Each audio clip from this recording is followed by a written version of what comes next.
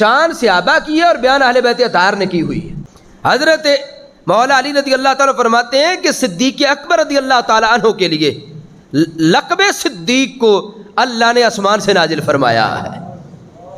اور پھر مولا علی رضی اللہ تعالیٰ فرماتے ہیں میں اللہ سے حیا کرتا ہوں کہ ابوبکر صدیق کی مخالفت کروں۔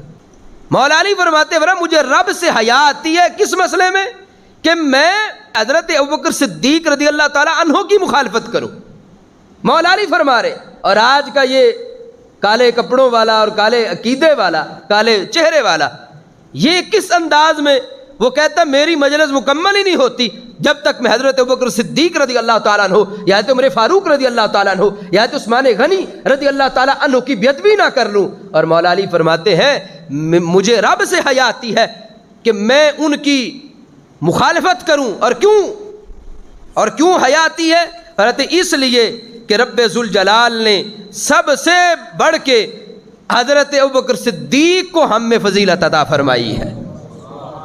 ہم میں سب سے افضل ابوبکر صدیق رضی اللہ تعالیٰ عنہ ہے۔ اور بخاری شریف میں ہے کہ مولا علی رضی اللہ تعالیٰ عنہ سے ان کے اپنے بیٹے حضرت محمد بن حنفیہ نے پوچھا تھا کہ ابا جی یہ بتائیں لوگوں میں سب سے افضل کون ہے؟ کون ہے وہ ذات جو سب سے بڑھ کے سرکار معظم علیہ السلام کے بعد افضل ہے؟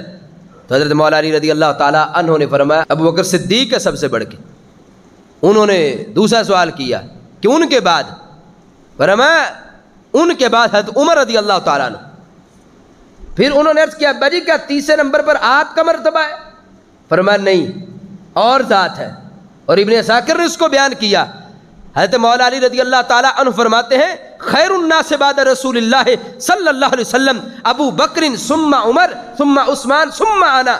نبی علیہ السلام کے بعد سب سے افضل حضرت ابوبکر صدیق ہیں، ان کے بعد عمر فاروق ہیں، ان کے بعد عثمان غنی ہیں، اور چوتھے نمبر پہ میرا نمبر ہے۔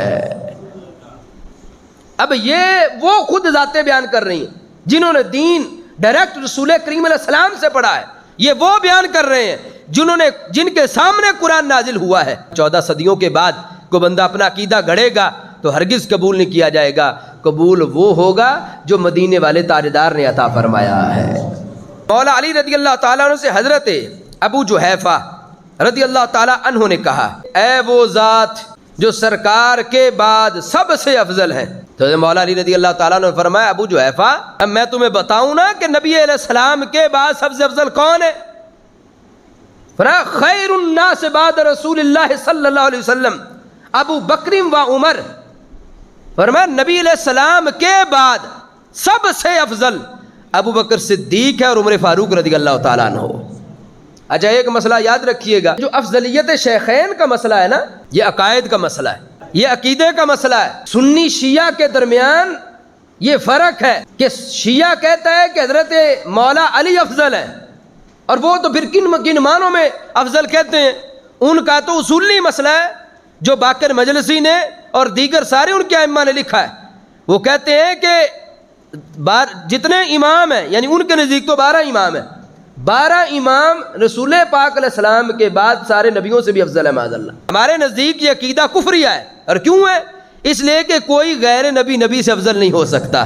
اب کہ اہل سنت و جماعت کا یہ عقیدہ ہے کہ تمام انبیاء مرسلین کے بعد سب سے افضل حضرت ابوبکر صدیق ہے، اور پھر ان کے بعد حضرت عمر فاروق رضی اللہ تعالیٰ عنہ۔ اور یہ ہمارا انہوں نے تو گھڑا ہے اپنے پاس سے، لیکن ہم نے پڑھا ہے قرآن و سنت سے، اور یہ وہ عقیدہ ہے جو خود مولا علی رضی اللہ تعالیٰ عنہ نے بیان کیا کہ جب ان کے عہد خلافت میں ان کو یہ کہا گیا کہ اے وہ ذات جو سرکار کے بعد سب سے افضل ہے، تو اگر حق یہ ہوتا تو مولا علی رضی اللہ فرماتے ابو جحیفہ تم نے سچ بیان کیا ہے، لیکن فرمایا نہیں ابو جحیفہ میں تمہیں بتاتا ہوں سرکار کے بعد سب سے افضل کون ہے۔ فرمایا سرکار کے بعد سب سے افضل ابو بکر صدیق اور عمر فاروق رضی اللہ تعالیٰ عنہ ہے۔ اور اعلیٰ حضرت بریلوی فرماتے ہیں جو یہ نام ماننے وہ گمراہ و بددین ہے، کیونکہ یہ قطعی عقیدہ ہے، اس کا نام ماننے والا گمراہ بددین ہے۔ اور پھر مولا علی رضی اللہ تعالیٰ عنہ نے قیامت تک کے اصول بیان کر دیا، اور یہ اصول وہ ہے جس پہ فقط سنی عمل کرتا ہے۔ حضرت مولا علی فرماتے ہیں یاد رکھنا علی کا پیار اور ابو بکر اور عمر کا بغض کسی مومن کے دل میں جمع نہیں ہو سکتا. ایسا نہیں کہ کوئی کہے میں علی والا ہوں اور کوئی پوچھے تو کیوں علی والا ہے اور وہ کہے اس لیے کہ میں ابوبکر صدیق اور عمر فاروق رضی اللہ تعالیٰ عنہما سے معاذ اللہ بغض رکھتا ہوں.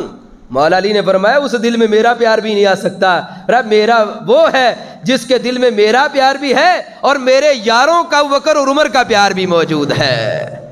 اور یہ آج الحمدللہ سنت و جماعت ہے.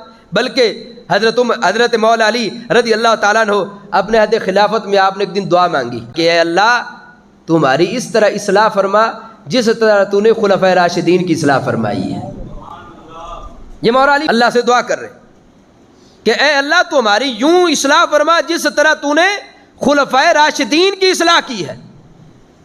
بندے نے سوال کیا، کہا اے امیر المومنین یہ جن کو آپ خلفائے راشدین کہہ رہے ہیں یہ کون ہے؟ اللہ اکبر. جب اس نے سوال کیا نا تو مولا علی رضی اللہ تعالیٰ رونے لگ گئے. آپ کی آنکھوں سے آنسو جاری ہو. اور پتہ کیا فرمایا؟ فرمایا ہما حبیبا یا ابو بکر و عمر. کہا وہ دونوں میرے محبوب ابو بکر اور عمر ہیں. حبیبا یا وہ کون ہے؟ وہ میرے محبوب ہیں. کون؟ فرمایا ابو بکر اور عمر. ہو شیخ الاسلام ہے. وہ کون ہے؟ بولو سارے کون ہیں؟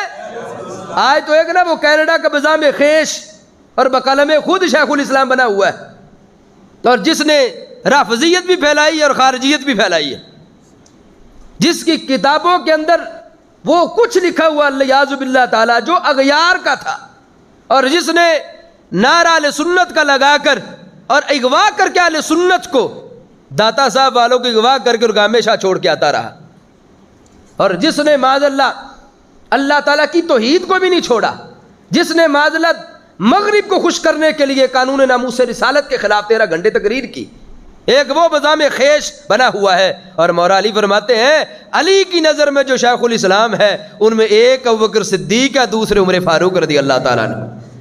اور فرمایا وہ قریش کے آدمی ہیں پر سرکار کے بعد ان دونوں کی پیروی کی جاتی ہے. اب جو ابو بکر عمر کی پیروی کرے وہ صراط مستقیم پر ہے. اور پھر ومن تمسک بہما فہو من حزب اللہ. جس نے ابو بکر عمر کی غلامی اختیار کر لی وہ اللہ کی جماعت والا ہے. جس نے ابو بکر اور عمر کی غلامی اختیار کی فرمایا وہ رب کی جماعت والا ہے. اور اللہ فرماتا ہے اولئک حزب اللہ هم المفلحون. جو میری جماعت والے وہ کامیاب لوگ ہیں. امام ترمذی میں تاجدار حالت مشکل کشا علی المرتضی شیر خدا رضی اللہ تعالی عنہ فرماتے ہیں کہ میں نے رسول کریم علیہ السلام کو یہ فرماتے سنا. سرکار نے فرمایا رحم اللہ ابا بکر، اللہ ابو بکر پہ رحم کرے. ابو بکر نے اپنی بیٹی کا رشتہ مجھے دیا. یہ روایت مولا علی کر رہے ہیں. فرمان رسول کریم علیہ السلام کہ ہمارے آقا علیہ السلام فرماتے اللہ ابو بکر پہ، بول لو اللہ ابو بکر پہ، بولیے اللہ ابو بکر پہ. یہ حدیثیں ایک ایک حدیث شریف یاد کر لیں تو جتنے یہ رافضی ہیں اور جنہوں نے جھوٹ گھڑے ہوئے ہیں سب کا توڑ ہے یہ. اب سرکار کے فرمان کے سامنے کسی من گھڑت روایت کی کیا چل سکتی؟ اور روایت کرنے والے بھی جب مولا علی ہوں. مولا علی فرماتے ہیں رسول کریم علیہ السلام نے فرمایا اللہ ابو بکر پہ رحم کرے کہ جس نے اپنی بیٹی کا نکاح میرے ساتھ کیا. وَحَمَلَنِي إِلَى دَارِ الْحِجْرَةِ. اور فرمایا جس نے مجھے ہجرت کے لیے اونٹنی پہ سوار کیا. وَآتَكَ بِلَالًا مِّن مَّالِهِ. اللہ ابو بکر پہ رحم کرے کہ اس نے اپنے مال سے بلال کو خرید کے آزاد کیا ہے. رہتے ہیں پھر سرکار پر رحم اللہ عمر، اللہ عمر پہ رحم کرے. یقول الحق وإن كان مرا. عمر وہ ہے بولتا حق کیا چاہے کڑوا ہی لگے کسی. آگے بھی ایک جملہ سرکار نے فرمایا اور وہ بھی ایک اصول ہے، جو حق بولتے ہیں نا ان کے دوستوں میں بھی کمی آ جاتی ہے. آج کا زمانہ ایسا آ گیا ہے لوگ کہتے ہیں وہ بندہ بڑا اچھا جو کہتے ہیں سارے ہی صحیح نے، حالانکہ وہ منافق ہے اللہ درجے کا. رسول کریم علیہ السلام نے فرمایا رحم اللہ عثمان، اللہ عثمان پہ رحم کرے کہ اس سے رب کے فرشتے بھی حیا کرتے ہیں. پھر مولا علی فرماتے ہیں سرکار پر رحم اللہ علی، اللہ علی پہ رحم کرے اور اے اللہ حق کو اس طرح پھیر دے جس طرح میرا علی ہو. اب یہ خلفائے ثلاثہ کی شان کو خود مولا علی رضی اللہ تعالیٰ عنہ روایت کر رہے ہیں اور فرمان میرے آقا علیہ السلام کا ہے. اے اہل سنت تم بڑے خوش نصیب ہو کہ رب نے تمہیں وہ ستھرا عقیدہ دیا ہے کہ جس میں سارے صحابہ کا پیار بھی ہے، سارے اہل بیت کا پیار بھی ہے۔ سید عالم صلی اللہ علیہ وسلم نے ارشاد فرمایا من احب اصحابی و ازواجی و احبابی و اہل بیتی، جس نے مجھ سے پیار کیا، جس نے میرے اصحاب سے پیار کیا، میرے احباب سے پیار کیا، میرے اہل بیت سے پیار کیا، میری ازواج سے پیار کیا، اور آگے ولم یطعن فی احد منہم، اور ان میں سے کسی ایک پر بھی تان نہیں کیا۔ یہ شرط سرکار نے لگائی ہے۔ آج تو جس پیر کے 4 مرید ہو رہے ہیں وہ معاذ اللہ سب سے پہلے حضرت امیر معاویہ رضی اللہ عنہ کے خلاف بکواس کرتا ہے، پھر آگے حضرت ابو سفیان رضی اللہ عنہ کے خلاف بکواس کرتا ہے، حضرت ہندا کے خلاف بکواس کرتا ہے۔ میں نے کہا بتا 1400 سالوں میں اہل سنت و جماعت کے صوفیاء ہوں یا علماء ہوں یا محدثین ہوں یا مفسرین ہوں، انہوں نے اپنی کتابوں میں ان بزرگوں کی شان بیان کی ہے یا ان کے خلاف لکھا ہوا ہے؟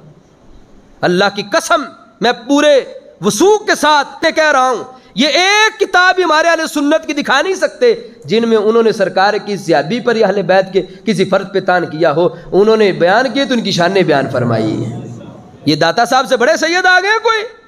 داتا صاحب کشف المعجوب میں حضرت امیر معاویہ رضی اللہ عنہ کی شان بیان کریں، یہ بے وقوف ان کے خلاف بکواس کریں، اور سرکار معظم علیہ السلام فرماتے ہیں رہ پیار کے ساتھ ان میں سے کسی ایک کے خلاف بات بھی نہ کرے، فرمایا یہ قیامت والے جنت جائے گا تو میری غلامی میں جنت جائے گا، جنت میں رب اس کو میرا دیدار عطا کرے گا۔ اور فرمایا جو ان میں سے کسی ایک پر تان کرے، تم نے کیا کہنا ہے؟ یہ جامع ترمذی میں فَقُولُوا لَعْنَةُ اللَّهِ عَلَىٰ شَرِّكُمْ، انہیں کو تمہارے شر پہ اللہ کی لعنت ہو، تمہارے شر پر اللہ کی، بولو سارے اگر اندر والے باہر ہو، تمہارے شر پر اللہ کی، یہ حدیث رسول علیہ السلام ہے۔ امام ترمذی نے اس کو ذکر کیا، دیگر محدثین نے۔ اس لیے آج بڑے طرح طرح کے فتنے ہیں، اور لوگ اپنے پاس سے چیزیں گھڑ گھڑ کے اور پھر اس پر اپنی تھیوری اس کو لانچ کر کے اور پھر عوام کے اندر یہ جی در والے ہیں جی، گھر والے ہیں جی۔ اور ہمارے اماموں نے اصول دیا، حضرت بریلوی علیہ رحمہ نے، کہ صحابہ سے پیار بھی ان کی ذات کی وجہ سے نہیں، اہل بیت سے پیار بھی ان کی ذات کی وجہ سے نہیں، بلکہ دونوں سے پیار سرکار کی ذات کی وجہ سے ہے۔ لیس حب اللہ اکبر یا رسول اللہ یا رسول اللہ۔ اس لیے آپ کی بارگاہ میں گزارش ہے، یہ توق کے ساتھ جو گمراہی آ رہی ہے، کیوں آ رہی ہے؟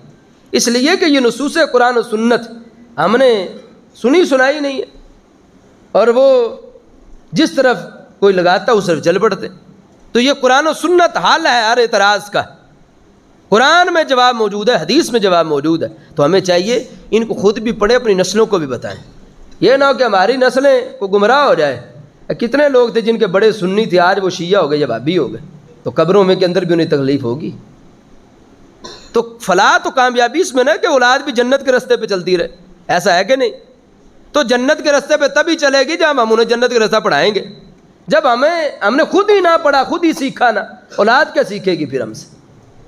اس لیے مساجد کے ساتھ اپنا رابطہ قائم رکھیں، نماز خود پڑھیں، دین پڑھیں، اور جو ہے حق کی بات سنیں، حق والوں کی بات سنیں، خارجیوں رافضیوں اس طرف نہ جائیں، نہ ہمارا ان سے کوئی تعلق واسطہ ہے، ہم غلام مدینے کے تاجدار کے۔